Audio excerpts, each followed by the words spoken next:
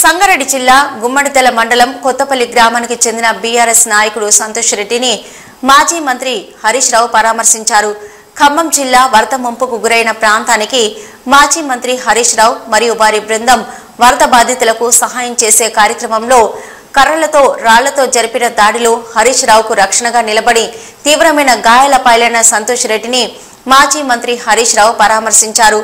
పేరుకు కాంగ్రెస్ పాలన ప్రజలు కష్టాల్లో ఉన్నప్పుడు పట్టించుకోలేని దుస్థితి దాపురించిందని, ప్రజా పాలన కూని అయిందని వరద బాధితులను పరామర్శించడానికి వెళ్తే మాపై కాంగ్రెస్ మూకలు దాడి చేయడం ఏమిటని, దాడి చేసిన వారిని వదిలేసి మాపై తిరిగి కేసులు పెట్టడం ఏమిటని ప్రశ్నించారు. రాష్ట్ర ప్రజలు, ఖమ్మం ప్రజలు గమనిస్తున్నారని, మీకు అధికారం ఉన్నదని విర్రవీగితే ప్రజలు మీకు సరైన సమయంలో గుణపాఠం చెప్తారని, మాపై దాడి చేసిన వ్యక్తులపై కఠిన చర్య తీసుకోవాలని డిమాండ్ చేశారు.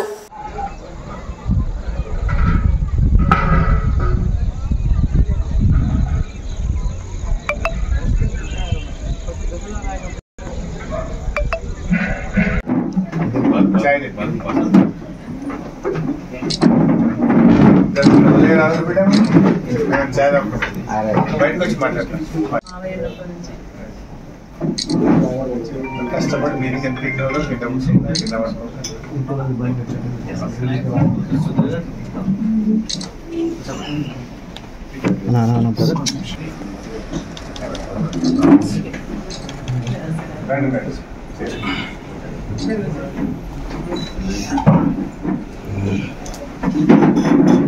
బాబు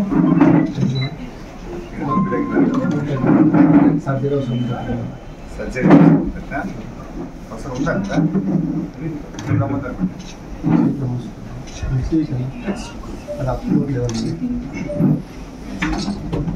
చేసుకుంటా కిమ్సేనా?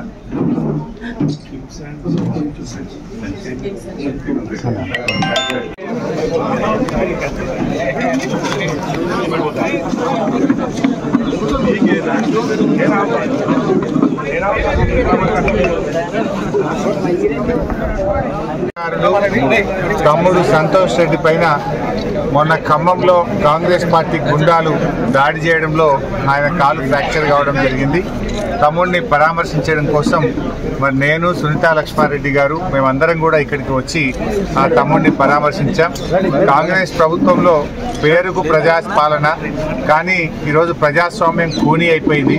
వరద బాధితులకు సహాయం చేయడానికి వెళితే, వరద బాధితుల్ని పరామర్శించడానికి వెళితే కాంగ్రెస్ గుండాలు దాడి చేసి ఇవాళ ఫ్రాక్చర్ చేయడం జరిగింది. ఆయన కాలు ఫ్రాక్చర్ అయింది. గమ్మత్ ఏంటంటే ఉల్టా మళ్ళీ మా మీదనే కేసులు పెట్టారు. దాడి చేసిన వాళ్ళని వదిలిపెట్టి మా మీదనే కేసులు పెట్టారు.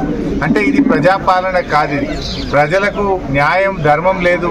ఇవాళ కేవలం పోలీస్ రాజ్యాన్ని నడిపిస్తూ, ప్రతిపక్షాలను అణచివేస్తూ, ప్రజాస్వామ్యాన్ని పట్టపగలు ఖూనీ చేస్తూ, ప్రతిపక్షాల గొంతు నొక్కే విధంగా, ప్రతిపక్షాల మీద ఉల్టా కేసులు పెట్టే విధంగా ఇవాళ కాంగ్రెస్ పాలన జరుగుతూ ఉంది.